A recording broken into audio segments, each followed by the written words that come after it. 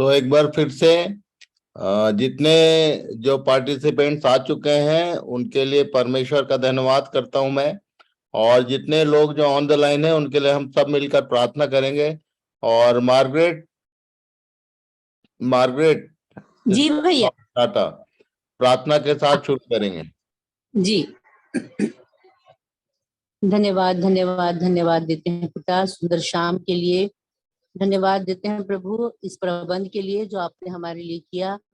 और प्रेम पिता, इस जूम मीटिंग के माध्यम से हम लोग सब जुड़े हैं ताकि हम लोग आपके वचनों को सीखें, आपके वचन में बढ़ें प्रभु, जड़ पकड़े।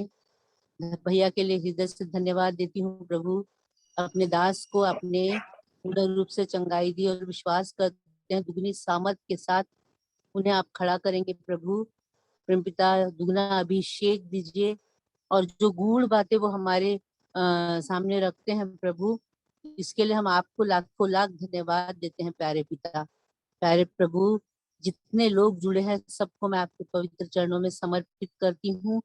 हमें सीखने के लिए बुद्धि ज्ञान दीजिए, समझ दीजिए और इन वचनों को केवल हम लोग सीखे नहीं प्रभु लेकिन अपने जीवन में अमल कर सके, ऐसी दया करिए। वे लोग भी जो जुड़ेंगे प्रेम पिता उनके लिए भी हम प्रार्थना करते हैं प्रभु। हर एक को आपके चरणों में समर्पित करती हूँ, इस अध्ययन को आपके चरणों में समर्पित करती हूँ। किसी प्रकार की कोई बाधा उत्पन्न न हो, ऐसी दया करना प्रभु। इस प्रार्थना को यीशु मसीह के सामर्थ्य नाम में मांगती हूँ, सुनिए और कबूल कर लीजिए। आमीन। आमीन। So God bless you sister and thank you for your precious prayer. So हम लोग स्क्रीन से पढ़ना शुरू करेंगे और Aman you have to read from the screen. Yes ma'am, sure.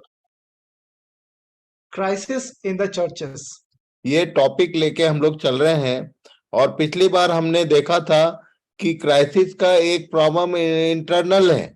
बाहर से तो जो समस्याएं रहती हैं पर अंदर भी बहुत सारी समस्याएं होती हैं। और कल हम लोगों ने पिछली बार देखा था कड़वी जड़।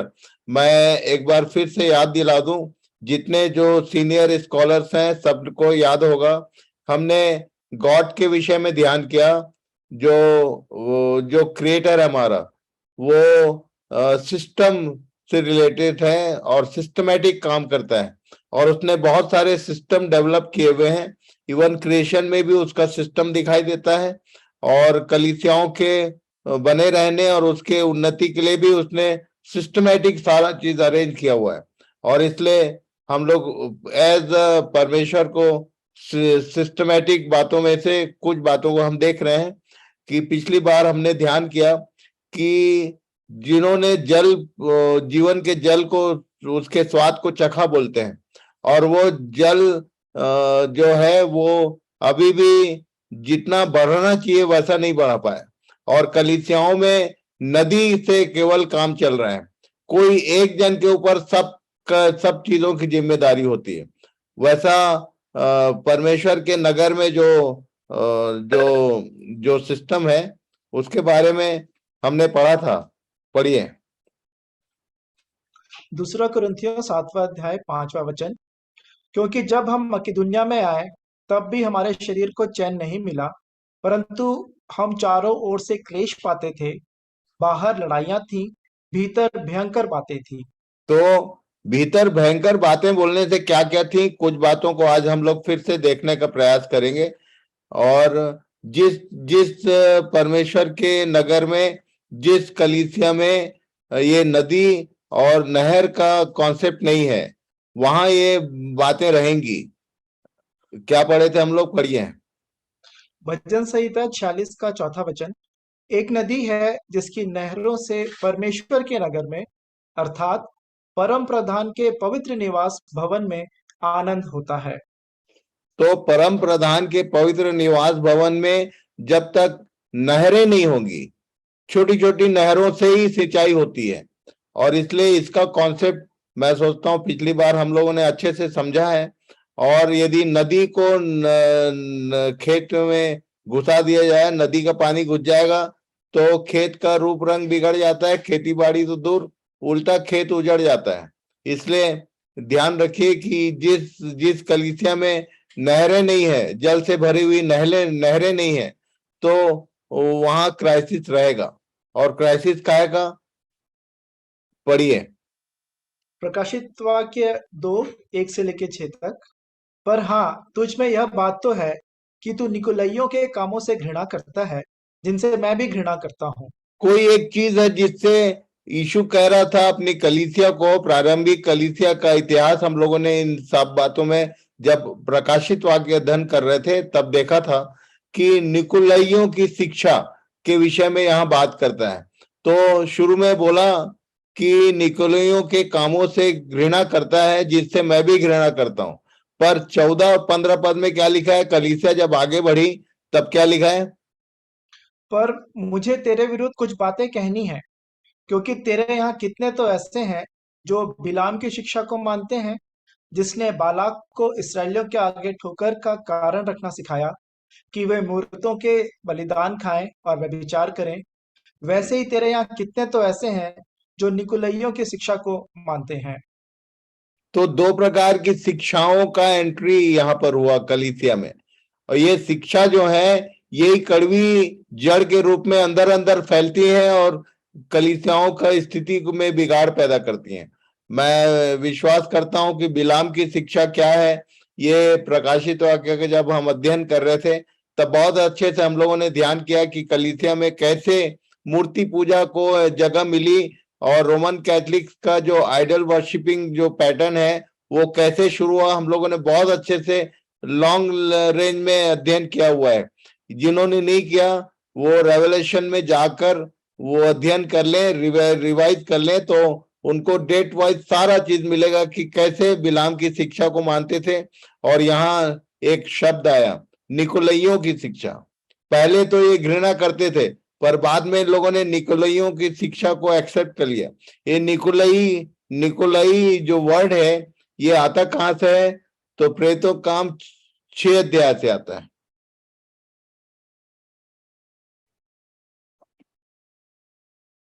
ये स्क्रीन पे पढ़ो अमन। मत्ती 24 उसका 3 वचन। जब वह जैतून पहाड़ पर बैठा था तो चेलों ने अलग उसके पास आकर कहा, हमसे कहे कि ये बातें कब होंगी और तेरे आने का और जगत के अंत का क्या चिन्ह होगा। यीशु ने उनको उत्तर दिया, सावधान रहो, कोई तुम्हें न भरमाने पाए, क्योंकि बहुत से ऐसे होंगे जो मेरे नाम से आकर कहेंगे कि मैं मसीह हूँ और बहुतों को भरमाएंगे। वो पौलुस ने इसी बात को दूसरे शब्दों में मेंशन किया हुआ है। ये होमवर्क नंबर 1 आज के दिन आपका पहला होमवर्क ये है कि आपको ढूंढना है कि पौलुस ने कहा कि वे निकले तो हम ही से में से हैं, पर उनकी शिक्षा जो है हमसे विपरीत है। वो हम में से ही निकले हैं और अपने भाइयों के बीच से ही लोगों को अपने पीछे खींच लेने के लिए और डिवीजन करने के लिए जिम्मेदार हैं। इनको ऐसा पौलुस ने मेंशन किया। और तब प्रेरितों काम में ये जब खाने पीने का विधियों का कुछ प्रॉब्लम आया था प्रारंभिक टाइम पे, तब उसके 6 अध्याय के 1 पद से पढ़ो जरा। प्रेरितों के काम 6वां अध्याय 1 वचन से आगे। उन दिनों में जब चेलों की संख्या बहुत बढ़ने लगी, तब यूनानी भाषा बोलने वाले इब्रानी भाषा बोलने वालों पर कुड़कुड़ाने लगे कि प्रतिदिन की सेवकाई में हमारी विधवाओं की सुधि नहीं ली जाती। तब उन 12 ने चेलों की मंडली को अपने पास बुलाकर कहा, यह ठीक नहीं कि हम परमेश्वर का वचन छोड़कर खिलाने पिलाने की सेवा में रहें। इसलिए हे भाइयों, अपने में से 7 सुनाम पुरुषों को जो पवित्र आत्मा और बुद्धि से परिपूर्ण हो चुन लो कि हम उन्हें इस काम पर ठहरा दें। पर हम तो प्रार्थना में और वचन की सेवा में लगे रहेंगे। यह बात सारी मंडली को अच्छी यस यह बात सारी मंडली को अच्छी लगी और उन्होंने स्तफनुस नामक एक पुरुष को जो विश्वास और पवित्र आत्मा से परिपूर्ण था, और फिलिप्पुस और प्रुखुरुस और निकानोर और तिमोन और परमिनास और अंताकिया वासी निकुलाउस को जो यहूदी मत में आ गया था चुन लिया। तो इन्हें देखिए कि ये पहले तो अन्य जाति था, बाद में यहूदी मत को इसने ग्रहण किया था। और इसने जब कलीसिया में इसको चुना गया तो अब यही था निकोलाउस निकोलियों की शिक्षा, मतलब जिनके बीच में निकोलाउस की शिक्षा ने जगह बनाया। और तब इसकी शिक्षाएं क्या थी, मैंने रेवलेशन पढ़ाते समय अच्छे से बताया। पहला कुरिन्थी 5 अध्याय में जो क्राइसिस था, निकोलाउस की शिक्षा का उसका रिजल्ट था। 5 अध्याय का 1 पद से पढ़ो जना।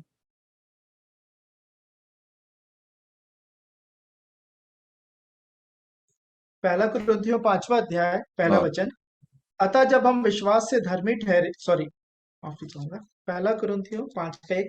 यहाँ तक सुनने में आता है कि तुम में व्यभिचार होता है, वरन ऐसा व्यभिचार जो अन्य जातियों में भी नहीं होता, कि एक मनुष्य अपने पिता की पत्नी को रखता है।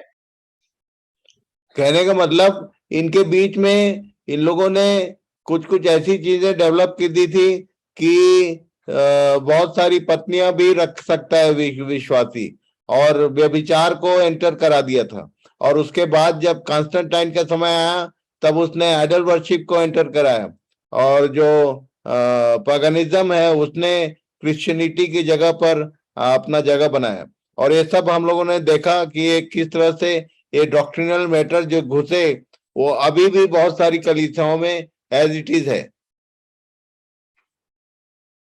तो यीशु ने बताया था कि जब वो पूछ रहा था, तो चेले लोग जब पूछ रहे थे, तो उसने उनको उत्तर दिया, सावधान रहो, कोई तुम्हें न भरमाने पाए, क्योंकि बहुत से ऐसे होंगे जो मेरे नाम से आकर कहेंगे मैं मसीह हूं, बहुतों को भरमाएंगे। हमारे ही बीच में से वो लोग होंगे जो गलत डॉक्ट्रिन्स के चक्कर में पड़ते हैं और दूसरों को भी ले जाते हैं।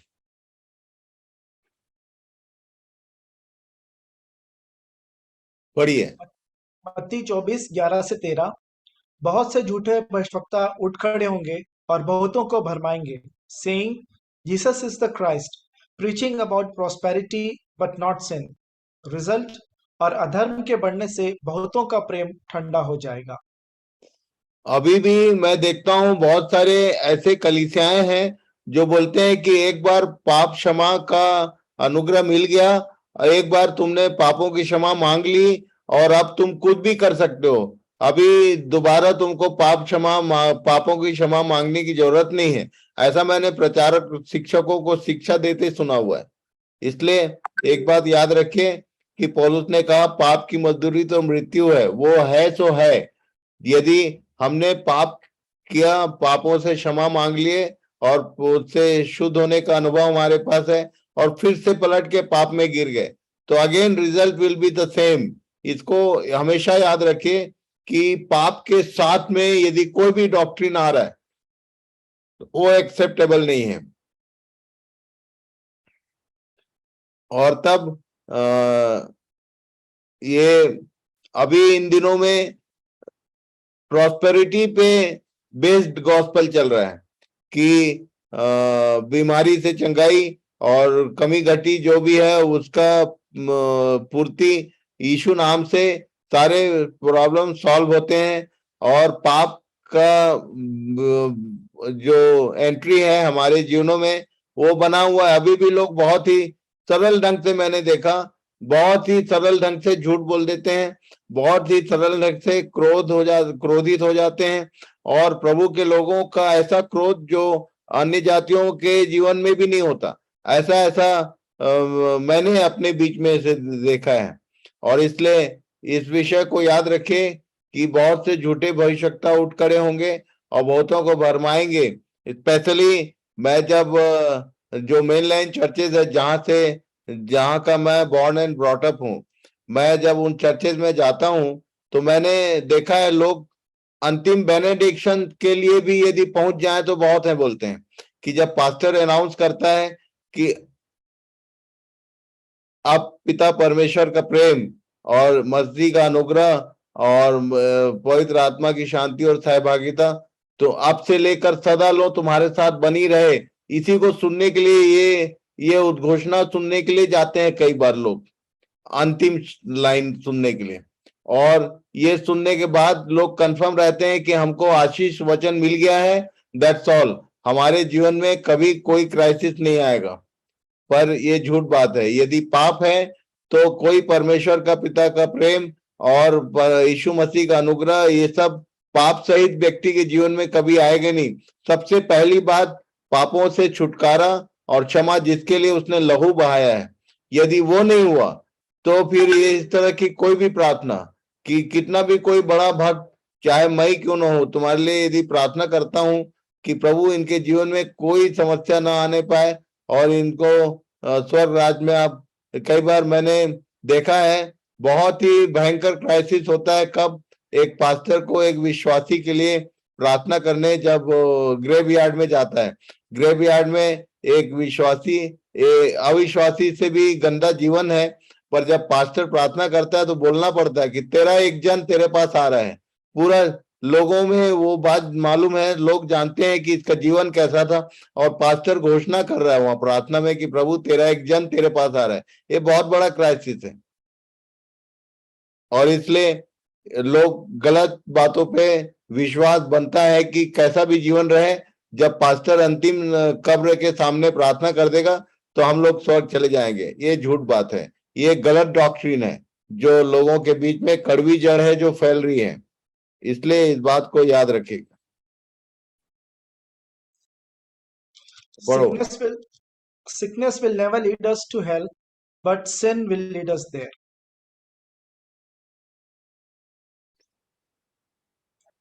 No preaching about sin, righteousness, and judgment will deceive people.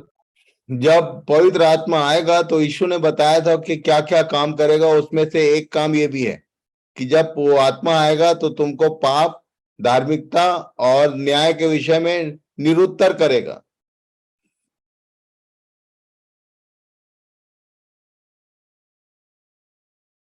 ये सब बातों का कारण एक और है, पढ़िए।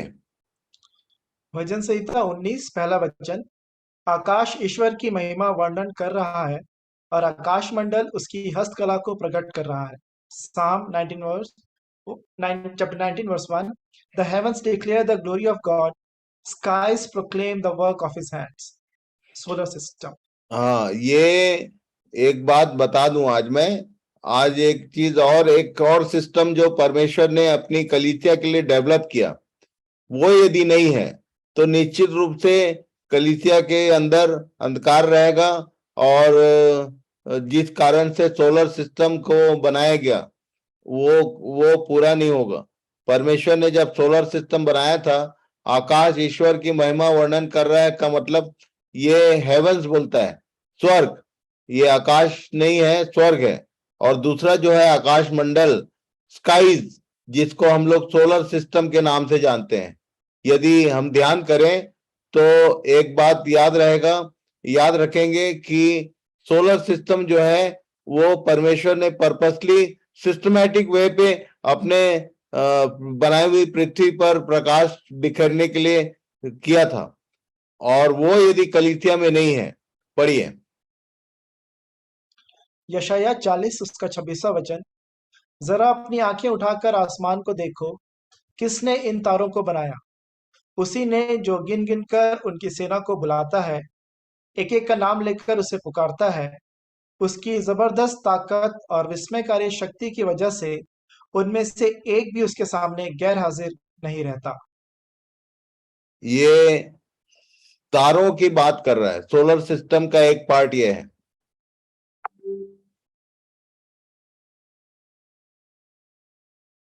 पढ़ो। सोलर सिस्टम, उत्पत्ति 1 16 और 17 वचन। तब परमेश्वर ने दो बड़ी ज्योतियां बनाई, उनमें से बड़ी ज्योति को दिन पर प्रभुता करने के लिए और छोटी ज्योति को रात पर प्रभुता करने के लिए बनाया, और तारागण को भी बनाया। परमेश्वर ने उनको आकाश के अंतर में इसलिए रखा कि वे पृथ्वी पर प्रकाश दें। जो भी अंधेरे भाग हैं उनको दूर करने के लिए परमेश्वर ने एक सिस्टम डेवलप किया, एक बड़ी ज्योति, छोटी ज्योति और तारेगण। इसी बात को याद रखेंगे। यूहन्ना 8:12। जगत की ज्योति मैं हूं, जो मेरे पीछे हो लेगा वह अंधकार में न चलेगा परंतु जीवन की ज्योति पाएगा। यीशु ने मलाकी कहा 4:10। था जगत की ज्योति मैं हूं, और मलाकी 4:2 में उसके विषय में प्रोफेटिक जो लैंग्वेज है उसमें क्या लिखा पढ़ेंगे, पढ़िए। परंतु तुम्हारे लिए जो मेरे नाम का भय मानते हो, धर्म का सूर्य उदय होगा और उसकी किरणों से तुम चंगे हो जाओगे। तो धर्म का सूर्य, sun of righteousness, is Jesus. भजन संहिता 147 का 4, वह तारों को गिनता और उनमें से एक एक का नाम रखता है। यूहन्ना 9 उसका 4 और 5 वचन, जिसने मुझे भेजा है, हमें उसके काम दिन ही दिन में करना अवश्य है। वह रात आने वाली है जिसमें कोई काम नहीं कर सकता। जब तक मैं जगत में हूँ, तब तक जगत की ज्योति हूँ। अब इसने कहा जगत की ज्योति मैं हूं, और मलाकू के अनुसार ये सूर्य, धर्म का सूर्य। मत्ती 5 14 से 16, तुम जगत की ज्योति हो। तुम्हारा उजियाला मनुष्यों के सामने चमके, कि वे तुम्हारे भले कामों को देखकर तुम्हारे पिता की जो स्वर्ग में है बड़ाई करें। यशायाह 60 दोनों दोनों 1। ज्योतियों में एक फर्क है। यीशु ने जो कहा मैं जगत की ज्योति हूं, और जो उसने ये कहा था कि तुम भी जगत की ज्योति हो, दोनों में फर्क क्या है, पढ़िए। यशायाह 60 1 से लेकर 3 तक, उठ, प्रकाशमान हो, क्योंकि तेरा प्रकाश आ गया है और यहोवा का तेज तेरे ऊपर उदय हुआ है। देख, पृथ्वी पर तो अंधियारा और राज्य राज्य के लोगों पर घोर अंधकार छाया हुआ है, परंतु तेरे ऊपर यहोवा उदय होगा और उसका तेज तुझ पर प्रकट होगा। और अन्य जातियां तेरे पास प्रकाश के लिए और राजा तेरे आरोहण के प्रताप की ओर आएंगे। ये कब पूरा होगा? ये प्रोफेसी जो कहा था उसने अपने सिस्टम के विषय में, कि तेरा प्रकाश आ गया है, यहोवा का तेज तेरे ऊपर उदय हुआ है। जीसस इज सूर्य जो है, सन ऑफ राइचियसनेस। यदि मैं कहूं कि प्रकाश का source of light, only Jesus is the source of light. And हम जो विश्वासी लोग हैं, हम सब लोग रिफ्लेक्टर्स हैं। और ये जब तक हमारी उसके बीच की कनेक्टिविटी सही नहीं होगी, तो लोग हमारे पास प्रकाश के लिए आएंगे नहीं। इस पृथ्वी पर तो घोर अंधकार है, और राज्य राज्य के लोगों पर घोर अंधकार छाया हुआ है, परंतु तेरे ऊपर यहोवा उदय होगा और उसका तेज तुझ पर प्रकट होगा। और उसके तेज को पाने के लिए हमारे भारत देश के जो वैदिक लोग हैं वो आज भी प्रार्थना करते हैं, तमसो मां ज्योतिर्गमय। उनको ज्योति में पहुंचाएगा कौन? वो तो कह रहे हैं कि हम तो जो अंधकार में हैं, हम अंधकार में पड़े हैं, हमको ज्योति में ले चलो। यहाँ बाइबल बताती है कि being a believer everyone should be a, पढ़िए। रोमियो 13 11 से 14 वचन, समय को पहचान कर ऐसा ही करो, इसलिए कि अब तुम्हारे लिए नींद से जाग उठने की घड़ी आ पहुंची है। क्योंकि जिस समय हमने विश्वास किया था, उस समय के विचार से अब हमारा उद्धार निकट है। रात बहुत बीत गई है और दिन निकलने पर है। इसलिए हम अंधकार के कामों को त्यज कर ज्योति के हथियार बांध लें। जैसा दिन को सोता है, वैसा ही हम सीधी चाल चलें, ना कि लीला क्रीड़ा और पियक्कड़पन, न व्यभिचार और लुचपन में, और न झगड़े और डाह में, वरन प्रभु यीशु मसीह को पहन लो और शरीर की अभिलाषाओं को पूरा करने का उपाय ना करो। ये इस पोर्शन में जो अंडरलाइंड लाइनें हैं उसको याद रखेंगे। पौलुस याद दिला रहा था, रात बहुत बीत गई है और दिन निकलने पर है। रात और दिन का जो कॉन्सेप्ट है, उत्पत्ति 1 से हम लोग जानते हैं कि सूर्यास्त होता है और तब रात होती है, और जब सूर्योदय होता है तो दिन होता है। और इसलिए इस विषय को ध्यान में रखेंगे कि यीशु आने वाला है, और जैसे ही वो आएगा तो ये तारों का रोल खत्म हो जाएगा, हमारा काम खत्म। इसलिए रात बहुत बीत गई है, और पौलुस कह रहा था, याद दिला रहा है कि दिन निकलने पर है, उसका आने का समय हो चुका है।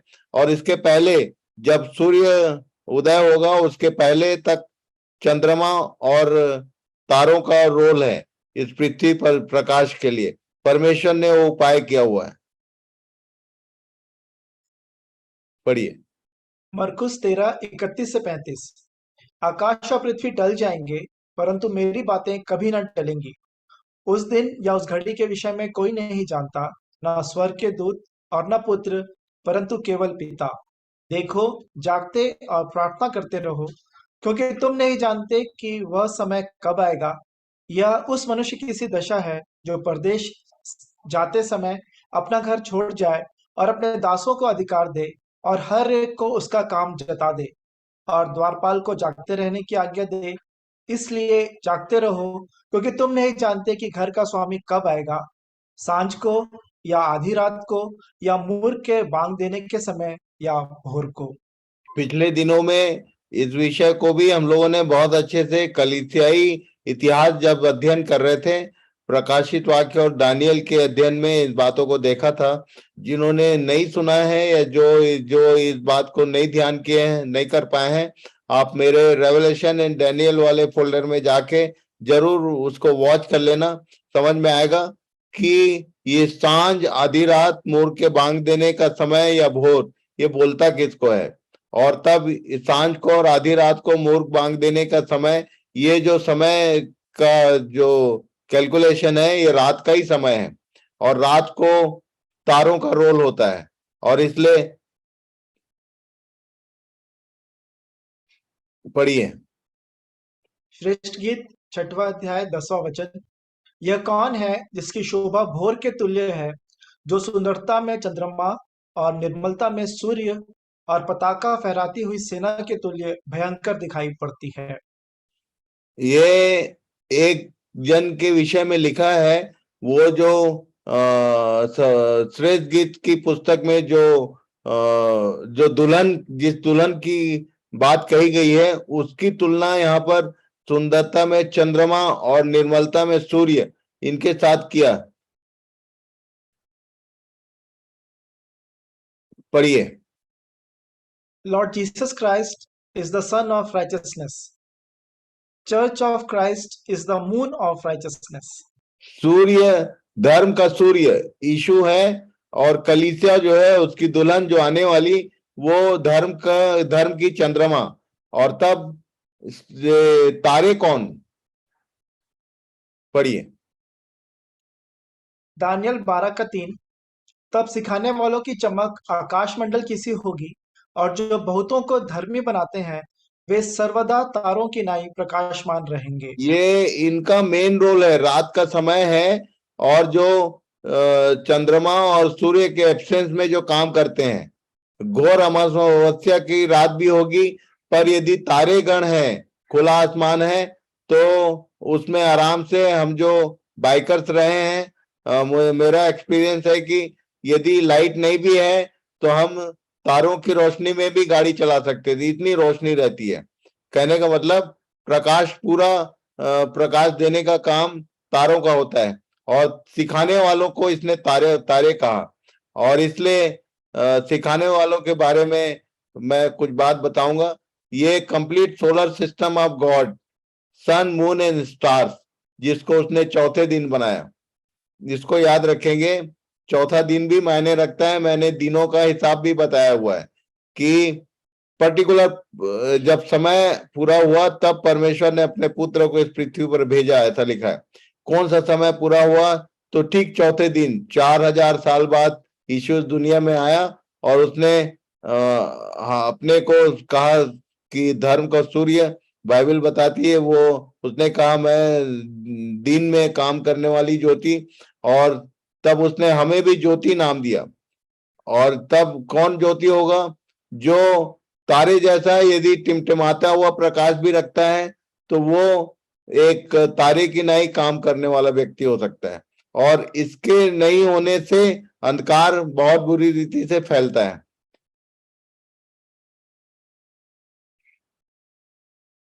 पढ़िए।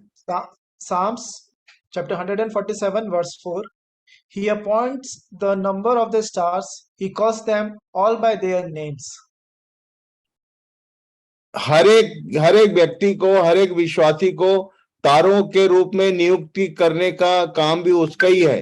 ही appoint the number of the stars, सिखाने वालों को नियुक्त करता है। सिखाने वाले डेवलप करता है अपनी कलीसिया के बीच में, और इनकी कमी से अंधकार की बातें फैलती हैं और अंधकार में जो ज्योति में आई हुई कलीसिया है वो भी चली जाती है। पढ़िए। यशायाह 60 उसका 1 से 3। उठ, प्रकाशमान हो, क्योंकि तेरा प्रकाश आ गया है और यहोवा का तेज तेरे ऊपर उदय हुआ है।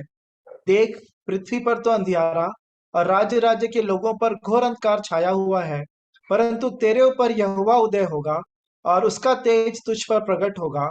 और अन्य जातियां तेरे पास प्रकाश के लिए और राजा तेरे आरोहण के प्रताप की ओर आएंगे। ग्रेविटी। यशायाह 2 अध्याय उसका 2 वचन। और हर जाति के लोग धारा की नाई उसकी ओर चलेंगे। यदि प्रकाश होगा तो अन्य जाति धारा की नाई उसकी ओर चलेंगे। हर जाति के लोग। अभी हम लोग उन लोगों तक पहुंचने का प्रयास करते हैं और लोग भग जाते हैं। उसका कारण क्या है? ग्रेविटी का नहीं होना। ग्रेविटी यदि होगी, गुरुत्वाकर्षण होना चाहिए। गुरुत्वाकर्षण कैसे होता है और परमेश्वर ने कैसे ये सोलर सिस्टम को साइंटिफिक वे से सेट किया है, थोड़ा सा साइंटिफिक वे से आप यदि ध्यान करेंगे तो आपको सब बातें एकदम क्लियर होंगी कि ग्रेविटी कितना जरूरी है और ग्रेविटी कैसे होता है, इसको हम देखेंगे। पढ़िए।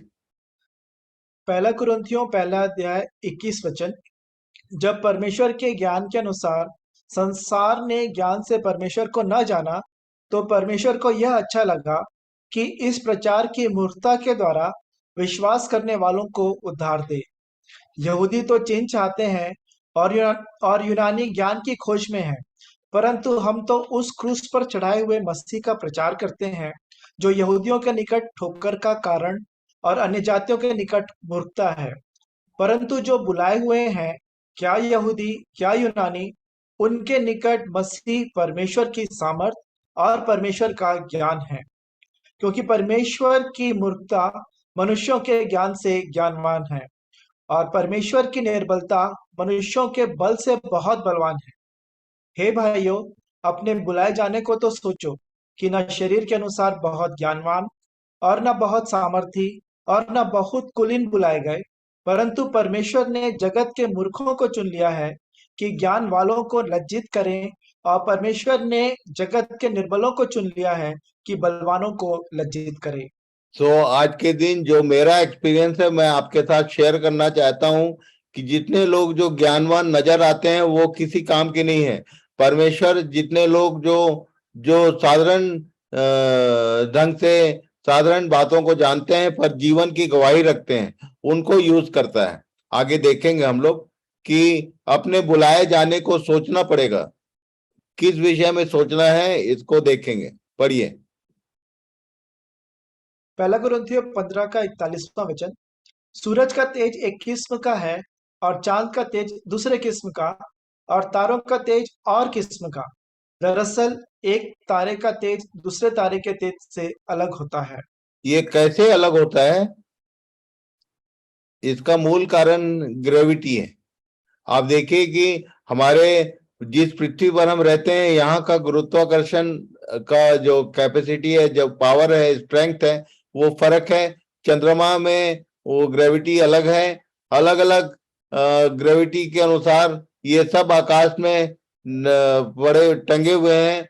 और इसके विषय में यदि हम और अच्छे से ध्यान करें कि ग्रेविटी डेवलप किससे होता है, गुरुत्वाकर्षण कैसे पैदा होती है, या पृथ्वी में कोई बहुत बड़ा एक चुंबक है क्या, किससे होता है?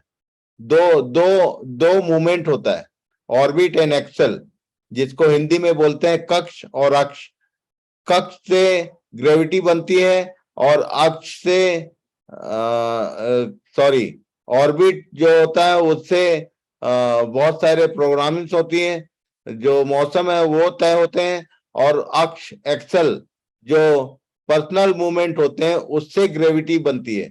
जैसे भौरे को देखेंगे आप कि एक्सल मूवमेंट होता है, वो पृथ्वी में एक्सल मूवमेंट यदि ध्यान करें हम तो दूसरा कुरिन्थी 2 क्रॉनिकल चैप्टर 9 और दूसरा इतिहास 9 अध्याय उसके 1 पद से पढ़िए। दूसरा इतिहास 9 का 1। जब शीबा की रानी ने सुलेमान की कीर्ति सुनी तब वह कठिन कठिन प्रश्नों से और आज हम उसकी परीक्षा करने के लिए यरूशलेम को चली।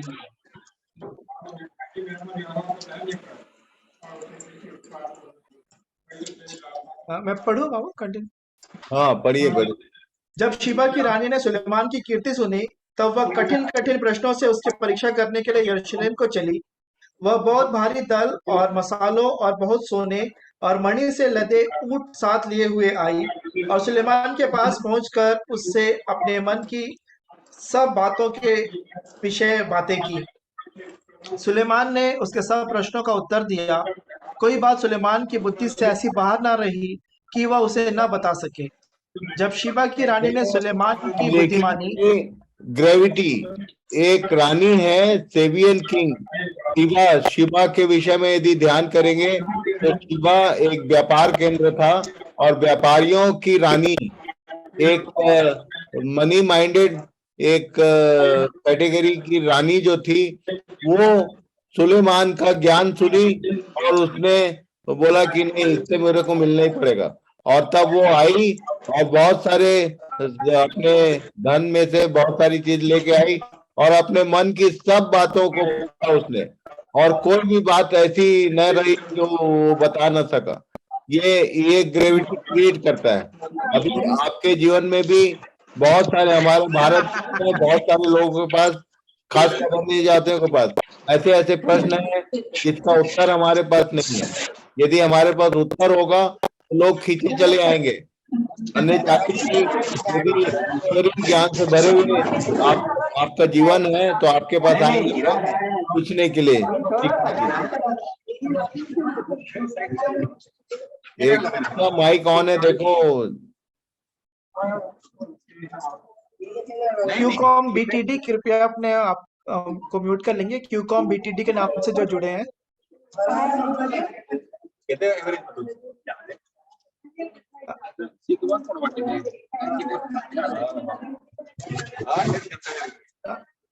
मैं वचन पढ़ूं? हाँ पढ़िए। पहली बार देखे सामने से कोई जी, आप कृपया अपने आप को म्यूट कर लें। मामू मुझे को होस्ट बनाएंगे क्या? मैं उनको म्यूट कर सकता हूँ? को होस्ट बना देंगे। मैं वचन पढ़ रहा हूँ। दूसरा कुरिन्थियों 10वां अध्याय 10 से लेके 17। उसकी पत्रियां तो गंभीर और प्रभावशाली हैं, परंतु जब देखते हैं तो वह भेद तो देह का निर्बल और वक्तव्य में हल्का जान पड़ता है। सो जो ऐसा कहता है वह यह समझ रखे कि जैसे पीठ पीछे पत्रियों में हमारे वचन हैं। ये किसका माइक ऑन है? मामू मुझे को होस्ट बनाएंगे तो मैं उनको म्यूट कर दूंगा। कौन है? मुझे दिख नहीं रहा है। वो क्यूकॉम बीटीडी के नाम से जुड़े हैं। QCOM BTD और आपस में बातचीत कर रहे हैं। सो तुम देखो जरा कौन है ये। भाई सर इससे हड़ताल है, हमारा को नहीं बोलना करेगा तो सब हड़ताल में चले जाएंगे।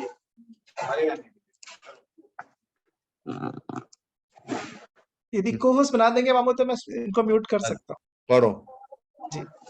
दूसरा कुरिन्थियों 10 से 17। बोल रहा। उसकी पत्रियां तो गंभीर और प्रभावशाली हैं, परंतु जब देखते हैं तो वह देह का निर्बल और वक्तव्य में हल्का जान पड़ता है। सो जो ऐसा कहता है वह यह समझ रखे कि जैसे पीठ पीछे पत्रियों में हमारे वचन हैं, वैसे ही तुम्हारे सामने हमारे काम भी होंगे, क्योंकि हमें यह याद नहीं कि हम अपने आप को उनमें से ऐसे कितनों के साथ गिने या उनसे अपने को मिलाएं जो अपनी प्रशंसा करते हैं और अपने आप को आपस में नाप तोल कर एक दूसरे से मिलान करके मूर्ख ठहरते हैं। हम तो सीमा से बाहर घमंड कदापि ना करेंगे, परंतु उसी सीमा तक जो परमेश्वर ने हमारे लिए ठहरा दी है, और उसमें तुम भी आ गए हो, और उसी के अनुसार घमंड भी करेंगे, क्योंकि हम अपनी सीमा से बाहर अपने आप को बढ़ाना नहीं चाहते, जैसे कि तुम तक ना पहुंचने की दशा में होता। वरन मसीह का सुसमाचार सुनाते हुए तुम मसीह का सुसमाचार सुनाते हुए तुम तक पहुंच चुके हैं, और हम सीमा से बाहर औरों के परिश्रम पर घमंड नहीं करते, परंतु हमें आशा है कि ज्यों ज्यों तुम्हारा विश्वास बढ़ता जाएगा, त्यों त्यों हम अपनी सीमा के अनुसार तुम्हारे कारण और भी बढ़ते जाएंगे, कि हम तुम्हारे सिवानों से आगे बढ़कर सुसमाचार सुनाएं।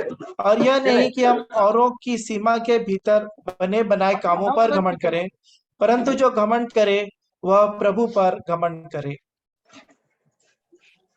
यहाँ पौलुस अपने सुसमाचार की सीमा के विषय में बात कर रहे हैं। अपनी सीमा से बाहर दूसरे की सीमा में हम काम नहीं करते, ये कहना चाह रहा है। कई लोग हैं जो अपनी सीमा से बाहर दूसरों की सीमा में घुस के काम करते हैं और अपनी चीजों को दूसरों पर थोपने का प्रयास करते हैं। Don't try to do that. हल्का ऑटो में तो अपना जितना चाहिए उतना लेता है क्या? पढ़िए। पहला पत्रस 2 अध्याय 9 वचन। पर तुम एक चुना हुआ वंश और राजपदधारी याजकों का समाज और पवित्र लोग और परमेश्वर की निज प्रजा हो, इसलिए कि जिसने तुम्हें अंधकार में से अपनी अद्भुत ज्योति में बुलाया है, उसके गुण प्रकट करो। परमेश्वर स्वयं ज्योति है, उसके प्रगटीकरण से प्रकाश हुआ, उजाला हुआ बोला उसने, अंधियारे को दूर किया, और उसका गुण हम प्रकट करना हम में से हर एक की ड्यूटी है। जितने अंधकार में से हमको अपनी अद्भुत ज्योति में बुलाया है, उसके गुण प्रकट करना है, उसके प्रकाश को प्रकट करना है। अब इसके लिए सिस्टम क्या है? ग्रेविटी में 2 चीजें हैं, ऑर्बिट और एक्सेल। ऑर्बिट बोलने से आपका अपना ऑर्बिट, आपकी सीमा निर्धारित है, पर इसलिए बोला अपने बुलाए जाने को सोचो कि तुमको किस लिए बुलाहट मिली है, क्या काम है तुम्हारा, वही काम करो केवल,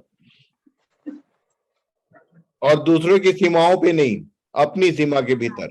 ग्रेविटी बोलने से जितने तारेगण हैं, जितने सूर्य, पृथ्वी और ये सोलर सिस्टम में जितने ग्रह उपग्रह हैं, सब घूम रहे हैं, पर कोई किसी से टकराता नहीं। पर ये क्रिश्चियन वर्ल्ड में ऐसा दिखाई पड़ता है कि सब घूम रहे हैं, सब किसी से टकरा जाते हैं, इसलिए झगड़े हो जाते हैं। सो ग्रेविटी को मैनेज करना है, ऑर्बिट, अपने ऑर्बिट को मैनेज करना है, अपने ऑर्बिट, अपनी बुलाहट के भीतर ही काम करना है। दूसरे की बुलाहट, दूसरे की विजन में काम करेंगे तो फंसेगा। कभी भी ऑर्बिट तोड़ने से चलो आ रहे हैं, आना है आज घर से आज थोड़ा सा अनुकूलन करना पड़ेगा। हेलो, ये कौन है? उसको बाहर करो तो भाई, कौन है वो?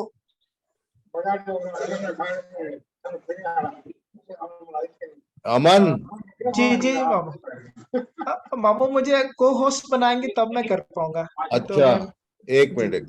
तो अनुकूलन करना पड़ेगा। 5 मतलब छोटी घर,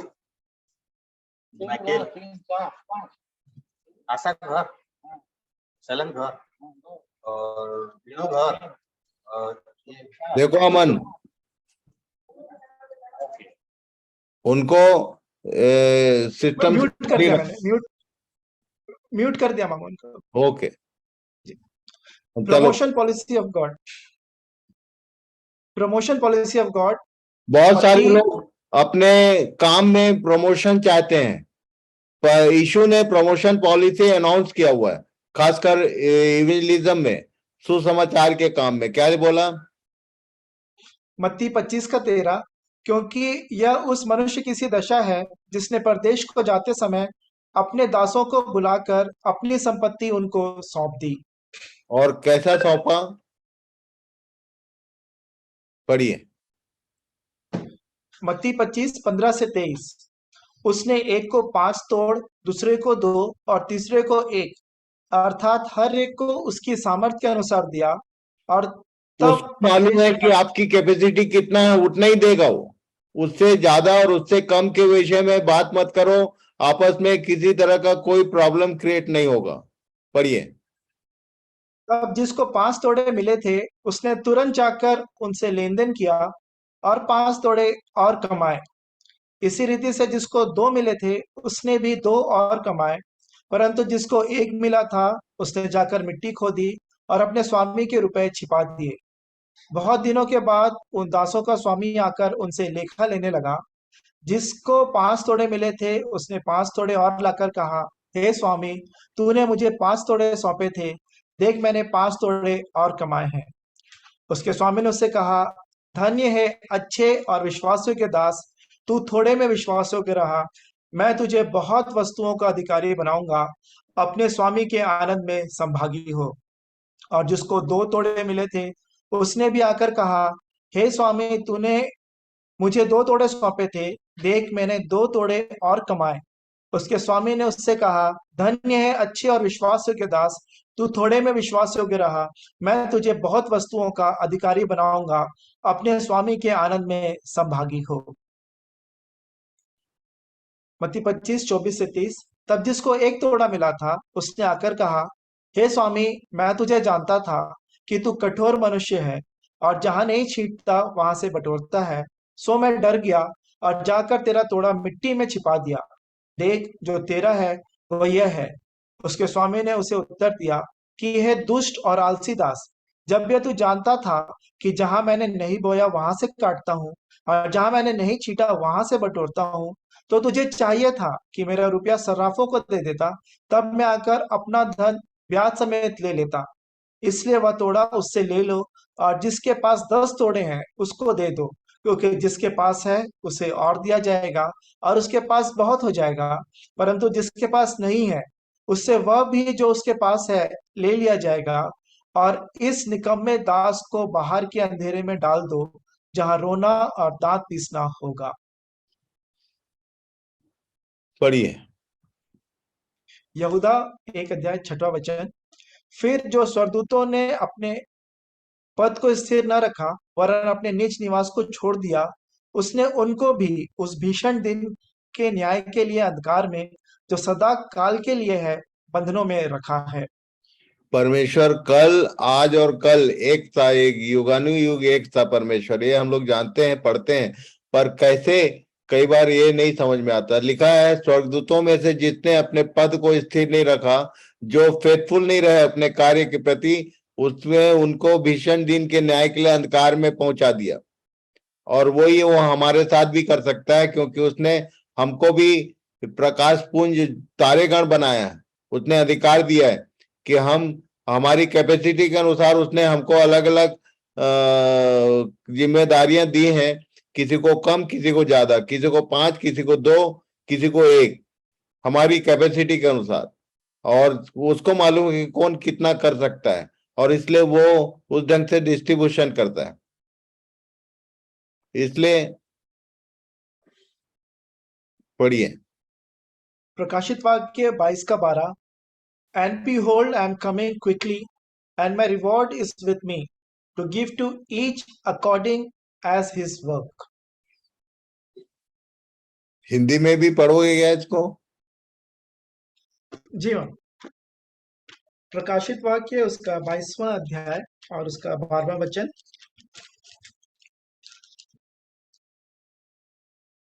देख, मैं शीघ्र आने वाला हूँ और हर एक के काम के अनुसार बदला देने के लिए प्रतिफल मेरे पास है। हर एक के काम के अनुसार बदला देने के लिए प्रतिफल मेरे पास है। Whenever he will come, हम लोग सब लोग मना रहे हैं कि प्रभु यीशु जल्दी आने वाला है। आ गया तो बहुत सारे लोगों के लिए समस्या खड़ी हो जाएगी, याद रखना। क्यों? क्योंकि हमें से बहुत सारे लोग, वो खासकर जिनके पास 1 तोड़ा है, जिनको कम मिला है, वो क्या सोचते हैं कि हमको तो कम मिला, 1 वाले को 5 नहीं करना था, 5 वाले को 1 नहीं देना था, 5 वाले को 5 करना था। इसलिए मैं अपना पूरा तन मन धन सब कुछ लगा के जो कुछ मुझे मिला है, मैं उसको करने का प्रयास करता हूँ। और इसलिए मैं physically I am not fit at present, but उसके बाद भी मैं अपने जिम्मेदारी को पूरा करने का प्रयास कर रहा हूँ। आपको हो सकता है कि कोई 1 ही तोड़ा मिला हो सकता है कि आप केवल गवाही देने लायक हो सकता है कि आप केवल प्रार्थना करने लायक हो। अपनी बुलाहट को सोचो, वो अलग अलग काम के लिए बुलाहट होती है, अलग अलग जिम्मेदारियों को परमेश्वर ने हमें दिया है। और इसलिए प्रभु सहायता करे कि हम इस अध्ययन से इस बात को समझें कि कलीसिया के भीतर ये गड़बड़ी का मूल कारण ये है कि जिसको जो जिम्मेदारी करना चाहिए वो उस जगह जिम्मेदार नहीं है, केवल हम लोग किसी एक पर सारा चीज डिपेंड करते हैं। एक ही व्यक्ति है, one man show, team work नहीं दिखता। One man show always satanic होता है, और वन मैन शो चल रहा है, ये नए व्यक्ति को लाना भी एक जन को है और उसको पालन पोषण करना भी एक जन को है और उसको मजबूत करने का काम भी एक ही जन का है। इसलिए प्रभु सहायता करे कि हम अपनी जिम्मेदारियों को समझे कि आपको किस लिए बुलाया गया है, कौन सी बुलाहट है आपकी, इसको ठीक ठीक समझें और उसके अनुसार हम फेथफुली काम करें। क्योंकि वो बोल रहा है कि मैं आ रहा हूं वापस, अर्लियर, शीघ्र आने वाला हूं और सबके काम के अनुसार देने के लिए रिवार्ड मेरे पास है। जिस दिन मैं आऊंगा तो उस दिन मैं रिवार्ड दूंगा पहले, उसके बाद स्वर्ग नरक की बात तो बाद में है, पहले तो रिवार्ड देगा।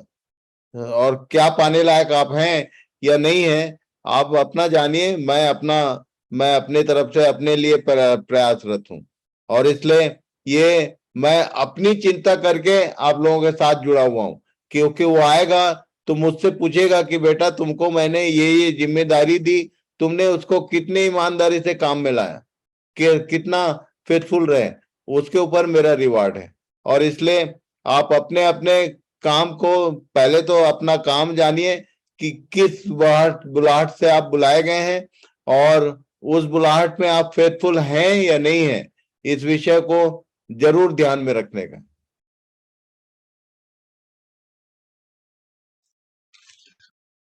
दूसरा थिस्सलुनीकियों दूसरा अध्याय 9 से 12। पढ़ लो। दूसरा थिस्सलुनीकियों दूसरा अध्याय 9 से 12। उस अधर्मी का आना शैतान के कार्य के अनुसार सब प्रकार की झूठी सामर्थ और चिन्ह और अद्भुत काम के साथ और नाश होने वालों के लिए अधर्म के सब प्रकार के धोखे के साथ होगा, क्योंकि उन्होंने सत्य के प्रेम को ग्रहण नहीं किया जिससे उनका उद्धार होता। और इसी कारण परमेश्वर उनमें एक भटका देने वाली सामर्थ को भेजेगा ताकि वे झूठ की प्रतीति करें, और जितने लोग इस सत्य की प्रतीति नहीं करते वरन अधर्म से प्रसन्न होते हैं सब दंड पाएं। ये पौलुस ने लिख दिया कि परमेश्वर उनमें एक भटका देने वाली सामर्थ को भेजेगा, और भटकाने वाले लोग घूम रहे हैं अभी, और भटका देने वाले लोग बड़े पावर के साथ आएंगे और झूठ की प्रतीति कर लेंगे लोग। क्यों? क्योंकि सत्य को पहले ही उन्होंने रिजेक्ट किया हुआ, पहले ही परमेश्वर की बातों को पर कभी ध्यान नहीं किया। और इसलिए एक विशेष प्रकार के लोगों का वर्णन है प्रेरितों काम में 17 अध्याय उसके 6 से 12 पढ़िए। और उन्हें न पाकर वे यह चिल्लाते हुए यासोन और कितनों और भाइयों को नगर के हाकिमों के सामने खींच लाए कि ये लोग जिन्होंने जगत को उल्टा पुल्टा कर दिया है यहाँ भी आए हैं, और यासोन ने उन्हें अपने यहाँ उतारा है। और ये सब के सब यह कहते हैं कि यीशु राजा है और कैसर की आज्ञाओं का विरोध करते हैं। उन्होंने लोगों को और नगर के हाकिमों को यह सुनाकर घबरा दिया, और उन्होंने यासोन और बाकी लोगों से मुचलका लेकर उन्हें छोड़ दिया। भाइयों ने तुरंत रात ही रात पौलुस और सिलास को बीरिया में भेज दिया, और वे वहां पहुंचकर यहूदियों के आराधनालय में गए। ये लोग तो थिस्सलुनीके के यहूदियों से भले थे, और उन्होंने बड़ी लालसा से वचन ग्रहण किया और प्रतिदिन पवित्र शास्त्रों में ढूंढते रहे कि ये बातें यूं ही हैं कि नहीं। सो उनमें से बहुतों ने, और यूनानी कुलीन स्त्रियों में से और पुरुषों में से बहुतेरों ने विश्वास किया। और तब हम लोग सब जानते हैं कि परमेश्वर के वचन के खुलने से प्रकाश होता है, और जो प्रकाश होता है वो आपको, जैसे मूसा के चेहरे से रोशनी निकलती थी, वैसे ही आपके जीवन को प्रकाशमय बना सकता है इस अंधकारपूर्ण संसार में। जब लोग चारों तरफ अंधेरा है और चारों तरफ उजाले के अगेंस्ट में काम चलते रहता है, ऐसे समय में स्पेशली मैं बताना चाहता हूँ, एमपी का एक पर्टिकुलर एरिया है जहां पर लोगों ने एक बहुत बुद्धिमानी के साथ काम किया। कुछ प्रचारक लोग थे जो काम करते थे, उनकी प्रार्थनाओं को रिकॉर्ड किया और ले जाके थाने में जमा किया और ऐसे अंदर करवा दिया। कैसे बुद्धिमानी? शैतान चतुर है और वो कई बार हम लोग प्रार्थना करते हैं और हमेशा बोलते हैं ये यीशु मेरे राजा। और मेरा एक गाना भी है, हे परमेश्वर तू मेरा राजा, मैं तेरी आराधना करूंगा। और तब ऐसी चीजों को रिकॉर्ड करके लोग हमारे अगेंस्ट में यूज करते हैं। इसलिए पब्लिक में आप कैसा प्रार्थना कर रहे हैं, पब्लिक में आप क्या कर रहे हैं, इसको ध्यान करना है। और जितना चालाक उन लोग हैं उनसे ज्यादा चालाकी से अपना काम करते जाना है इन दिनों में खासकर। और ये वचन से जैसा यहाँ लिखा है कि ये बीरिया के कुछ विश्वासी थे जिन्होंने वो वचन को बड़ी लालसा से ग्रहण किया और पवित्र शास्त्रों में ढूंढते रहे कि ये बातें यूं ही है कि नहीं। जो जो बातें इन दिनों में आप सुन रहे हैं मेरे से या और किसी के माध्यम से, उनको ध्यान से देखिए कि पवित्र शास्त्र ये सब बातों में सहमत है। खूब ढूंढ ढांड कीजिए, उससे आपके जीवन में प्रकाश आएगा। और जो प्रकाश आएगा तो लोग आपकी ओर आएंगे, जैसे शीबा की रानी सुलेमान के पास अपना प्रश्न लेकर आई थी और बहुत सारी चीजों को उसने उससे प्राप्त किया। आपसे भी लोग प्राप्त करेंगे। तो प्रभु सहायता करे कि आप एक अच्छे स्कॉलर बने, प्रतिदिन पवित्र शास्त्रों में ढूंढते रहें कि ये बातें यूं ही है कि नहीं है। चाहे आप मुझसे सुन रहे हैं, चाहे उस और किसी से सुनते हैं, बी अ गुड स्कॉलर। हमेशा मैं होमवर्क इसलिए दिया करता हूं कि आप पवित्र शास्त्रों में घुस जाएं, उसके भीतर जितना रहेंगे उतना आपके जीवन को प्रकाशित करेगा। वचन के खुलने से प्रकाश होता है, ये हम लोग बोलते जरूर हैं, पर आप कितना वचन को खोल के उसके सामने बैठते हैं, आई डोंट नो। तो ये आपकी जिम्मेदारी है। परमेश्वर की बुलाहट आपके लिए भी है कि आप भी एक तारे के समान प्रकाश फैलाओ। रात का समय है और इसलिए रात के समय में खासकर तारों का एक विशेष रोल है कि जब सूर्य अवेलेबल नहीं है या चंद्रमा की रोशनी यदि धूमिल हो रही है तो वाकई में तारे जो हैं वो काम के होते हैं, जो बहुतों को धर्मी बनाते हैं, जो शिक्षा देते हैं, जो वचन की शिक्षा देने का काम करते हैं। वचन की शिक्षा केवल जिन लोग थियोलॉजी किए हैं वही दे सकते हैं, ये सबसे बड़ा झूठ है। यदि आप हमेशा पवित्र शास्त्रों में ढूंढने वाले लोग हैं और खोजने वाले लोग हैं तो आपको भी परमेश्वर शिक्षा देने के लिए यूज करेगा। प्रभु सहायता करे इन सब बातों में अब उसकी मनसा पूरी हो कि हम इस बात को जाने कि चर्चेज में आज क्राइसिस क्यों है, क्योंकि हमारे बीच में जो जो जिम्मेदारियां हैं उसको हम समझ नहीं रहे हैं। अपने बुलाए जाने को सोचना ही पड़ेगा और उसके अनुसार फेथफुली काम करना पड़ेगा, क्योंकि जिस बुलाहट से तुम बुलाए गए उसके विषय में फेथफुल रहो। ये बार बार नए नियम की शिक्षा है और उसका कारण यह है, हमने पढ़ा अभी कि जब वो आएगा, एक बार फिर से इस बात को पढ़ने के साथ हम लोग प्रार्थना में जाएंगे। Revelation chapter 22 verse 12, and behold, I am coming quickly, and my reward is with me to give to each according as his work. प्रकाशित वाक्य 22 का 12, देख मैं शीघ्र आने वाला हूँ और हर एक के काम के अनुसार बदला देने के लिए मेरे पास प्रतिफल है। बहुत सारे लोग मेरे जैसा मैं भी प्रार्थना करता हूं कि प्रभु और कब तक, जल्दी आ।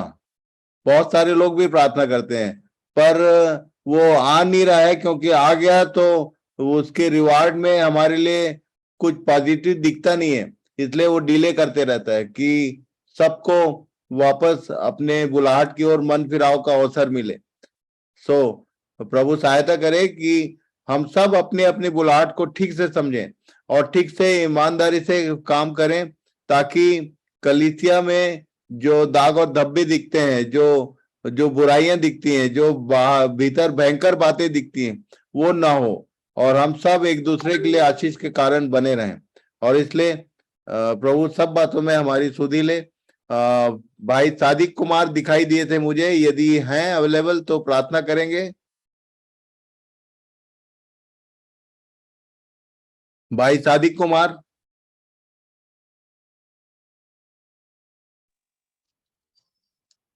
अच्छा भाई हेम कुमार।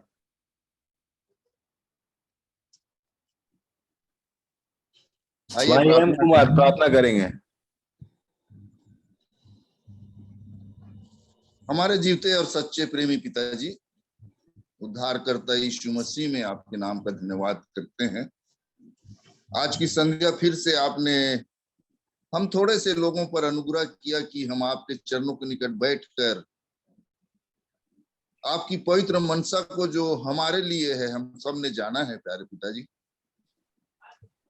आप हमसे इतना प्रेम करते हैं और आपने प्यार प्रभु जी अपनी बड़ी दया को हम सबों के जीवन में प्रकट किया है कि हम आपके बारी में काम कर सके। हम आपके नाम का धन्यवाद करते हैं और जो जो उत्तरदायित्व आपने हम सबों को दिया है प्यारे प्रभु जी, आज फिर से आपने हम सबों को चिताया है कि हम देखें कि हम कर क्या रहे हैं। कहीं हम दूसरे के कामों में हस्तक्षेप तो नहीं कर रहे हैं।